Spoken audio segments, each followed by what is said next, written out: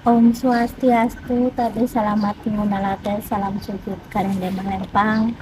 Perkenalkan, saya Lohutu Mulyani Handayani, mengabdi di Institut Agama Hindu Negeri Tampung Penyang, Palangkaraya. Pada kesempatan hari ini akan membahas tentang mata kuliah filsafat pendidikan. Pada pertemuan kali ini kita akan membahas bagaimana pengertian dari filsafat pendidikan.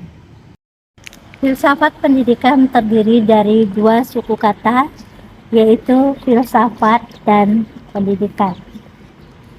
Di sini kita akan membahas tentang esensi atau filsafat dari pendidikan. Filsafat pendidikan merupakan salah satu mata kuliah umum yang wajib ditempuh oleh mahasiswa semester 1 dengan 2 SKS. 2 SKS ini terdiri dari 16 pertemuan.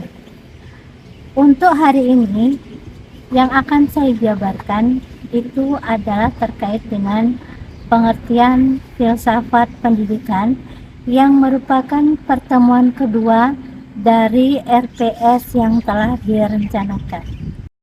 Masyarakat pada umumnya memahami bahwa filsafat itu adalah momok yang mengerikan. Filsafat itu adalah sesuatu yang harus dihindari, atau filsafat itu merupakan sesuatu yang sangat sulit dipahami. Pada kesempatan ini saya akan membawa teman-teman untuk memahami pengertian filsafat pendidikan. Filsafat berasal dari bahasa Yunani, philos dan sophia. Philos artinya cinta, sophia artinya kebijaksanaan. Jika digabungkan, filosofia itu artinya adalah cinta kebijaksanaan. Terkait dengan pendidikan, maka yang kita bahas pada kesempatan hari ini adalah hal-hal yang berkaitan dengan proses pendidikan atau hal-hal yang ada hubungannya dengan pendidikan. Fenomena-fenomena atau permasalahan-permasalahan yang dihadapi dalam dunia pendidikan, maka akan kita kaji sedalam-dalamnya untuk mencari tahu penyebab permasalahan dari proses pendidikan itu sendiri. Masalah yang dihadapi dalam dunia pendidikan salah satunya adalah bagaimana sistem pembelajaran yang benar, atau memotivasi bagaimana mahasiswa itu mampu untuk berpikir secara sistematis, berpikir secara logis, dan berpikir secara kritis untuk menyikapi setiap fenomena-fenomena yang dihadapi dalam proses pendidikannya. Filsafat pendidikan terdiri dari dua suku kata, yaitu filsafat dan pendidikan itu sendiri. Tadi jelas telah disampaikan, filsafat itu adalah mencari sedalam-dalamnya hakikat atau esensi tentang sesuatu. Terkait dengan mata kuliah filsafat, maka yang akan dibahas di sini adalah hakikat atau esensi dari pendidikan itu sendiri. Di Indonesia, pendidikan itu dibagi menjadi 3 bagian, yaitu pendidikan formal, pendidikan non-formal, dan pendidikan informal. Pendidikan formal itu meliputi SD atau sebelumnya TK, pendidikan anak usia dini, lanjut kepada SD, SMP, SMK, sampai bahkan tingkat perguruan tinggi. Kemudian bentuk dari pendidikan non-formal yaitu lembaga bimbel, lembaga kursus, dan juga program kesetaraan paket A, paket B, dan paket C. Untuk pendidikan informal lebih menekankan kepada pendidikan yang lebih didominasi oleh skup atau lingkungan tertentu, misalnya pendidikan di keluarga, homeschooling, atau misalnya pendidikan keagamaan yang tidak masuk kepada pendidikan formal. Berpikir filsafat itu harus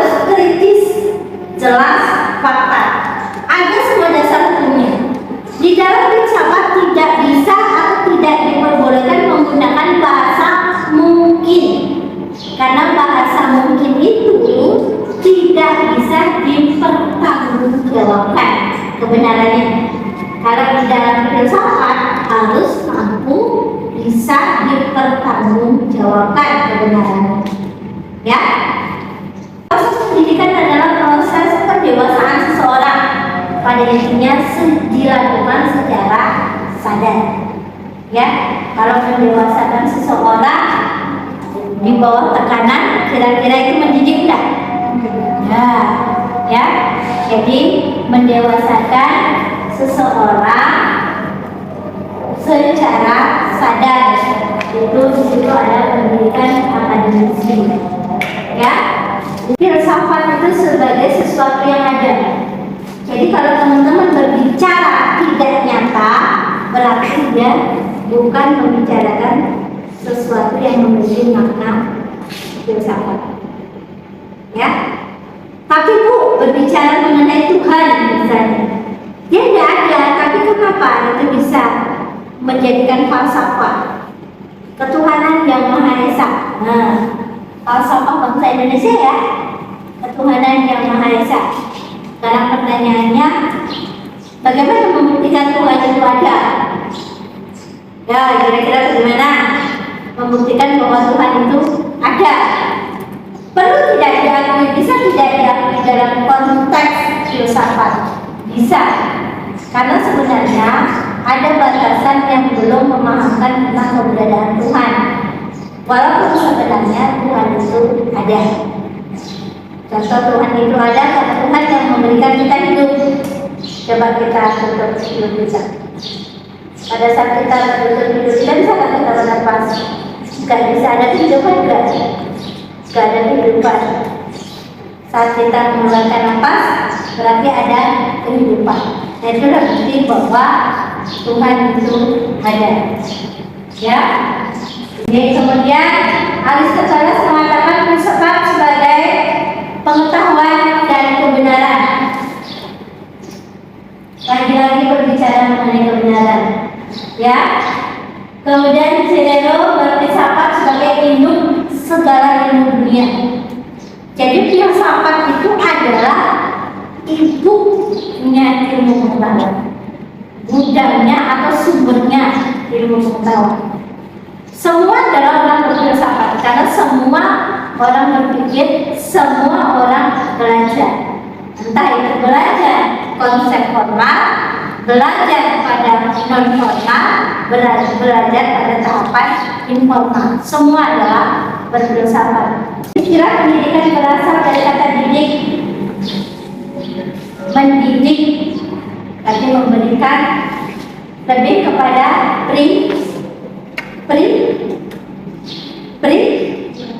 perilaku. Didik itu lebih pada proses perilaku, proses mendidik. Ya, kalau teman-teman cinta kebijaksanaan, memiliki pola pikir berpikir filsafat, maka bagaimanapun bentuknya permasalahannya, kita akan bisa memperoleh solusi dari permasalahan itu. Kalau misalnya kita adu urat, kotok-kotokan, tinju-tinjuan, kira-kira masalah selesai nggak? Nggak selesai.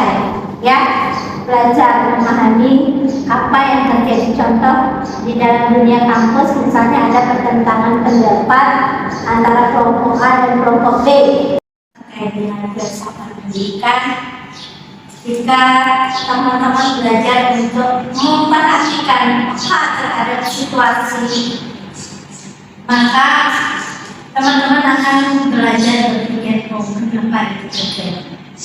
Contoh yang sederhana, teman-teman lewat atau dilewati temennya, dia nggak nyapa. Apa yang terjadi dengan teman saya? Nah, kemudian teman-teman berpikir, aku harus bagaimana untuk dia bisa menyapa saya? Ya, itu bijaksana.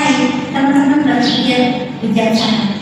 Kalau dia misalnya tidak suka dengan saya harus gimana agar dia menjadi suka dan nyaman kita dalam berkomunikasi. Seperti itu ya. Itu ciri-ciri berpikir filsafat. Pakai logika. Jangan pakai perasaan. si itu gak suka sama saya karena dia marah sama saya, dia benci sama saya. Wah, itu bukan pemikiran filsafat, tidak tingkat kebijaksanaan, justru malah sebaliknya. Dan itu bukan ciri-ciri berpikir filsafat, karena ciri-ciri berpikir filsafat itu adalah mencari kebenaran. Hakikat kenapa dia diam di depan saya itu dicari kebenaran, bukan berimajinasi menurut teman-teman sendiri, tidak. Cari tahu di dalam temennya, cari tahu sebenarnya sendiri. Kenapa sih kamu tadi gak suka aku, misalnya seperti itu ya. Jangan berpura-pura, itu adalah karena kita kepribadian yang kurang tepat. Nah itu di dalam dunia pendidikan teman-teman akan menemukan beragam permasalahan, baik yang muncul dari eksternal dan juga internal, baik dari lingkungan ataupun dari diri sendiri, sehingga kita akan berpikir bagaimana caranya proses pendidikan itu mencapai tujuannya, mencapai sasarannya sesuai dengan yang diinginkan. Melalui proses berpikir filsafat, teman-teman akan bisa mengantisipasi, menganalisis, memahami, memaknai. Di sini di kesimpulan aku akan menyampaikan bahwa filsafat pendidikan itu adalah sebuah mata kuliah yang mana di dalam filsafat pendidikan ini adalah mengkaji permasalahan-permasalahan yang ada dalam dunia pendidikan, fenomena-fenomena yang ada. Kemudian di dalam fenomena itu ada ragam masalah. Kita akan bahas melalui filsafat sehingga membuat filsafat pendidikan itu adalah sesuatu yang menyenangkan. Karena apa? Karena dari ragamnya masalah kita menemukan solusi dari masalah itu. Kalau teman-teman lapar kemudian bisa menemukan solusinya, bahagia kan? Menyenangkan kan? Menyenangkan, artinya masalah itu dapat dilalui. Ini hujan deras, saya nggak bisa ke kampus. Kalau teman-teman bisa menemukan solusinya untuk sampai ke kampus, menyenangkan kan? Menyenangkan. Bagaimana caranya bisa sampai ke kampus? Dicek temannya. Teman aku, siapa yang punya HP? Itu adalah siapa yang punya payung misalnya, aku ikut dong. Nah itu kan salah satu berpikir dia filsafat untuk menyelesaikan masalah mau berangkat ke kampus ya. Itu yang bisa disampaikan. Tak ada dari kata di manusia biasa mengenal pada segala ketentuan.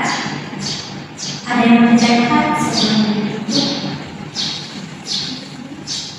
Ya, ada yang menanyakan? Ya udah paham ya, ini hanya pada tataran pengertian. Ke depan kita akan membahas tentang ciri-ciri dan manfaat filsafat sesuai dengan silabus yang sudah dibahas ya. Minggu depan berarti teman-teman akan praktek sendiri presentasi dari makalah pribadinya, kemudian nanti kita akan diskusikan. Ingat, materi yang disampaikan itu, makanan yang dibuat itu harus sistematis, yang terdiri dari aturan penulisan yang sesuai, kemudian terdiri dari minimal 5 literatur. 5 untuk bersama pendidikan karena sudah ada semester 1, minimal 5 literatur dengan kutipan yang jelas atau kutipannya sesuai dengan kajian pustaka. Ya, terima kasih atas perhatiannya. Saya ucapkan salam santi. Oh, santi.